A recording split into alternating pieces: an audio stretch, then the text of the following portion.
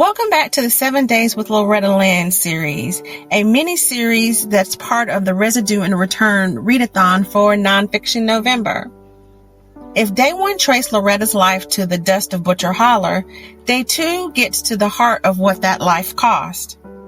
Loretta's father, Melvin Webb, embodied everything that the title coal miner's daughter means. His entire identity, his family's livelihood, and ultimately his death were defined by the mines.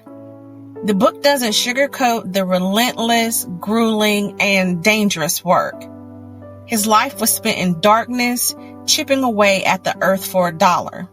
When he came home, he wasn't just tired, he was covered in the residue of his job, coal dust. But the true cost wasn't measured in hours, it was measured in breath. Melvin died relatively young from what we know as black lung disease.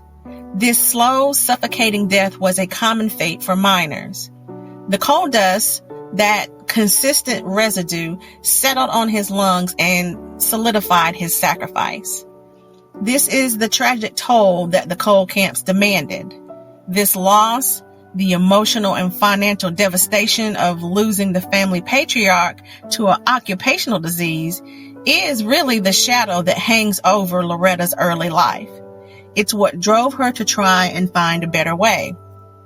It's a core narrative that defines the strength and motivation of the woman that she eventually became. For today's challenge, think about the major sacrifice made by a parent or grandparent in your own family's history, be it factory work, military service, or long hours. What was their sacrifice and what residue did it leave on your family? Share your story in the comments. We'll be back tomorrow for a look at day 3's prompt, Archive, where we delve into Lynn and the written record of their early turbulent marriage. Until then, see ya.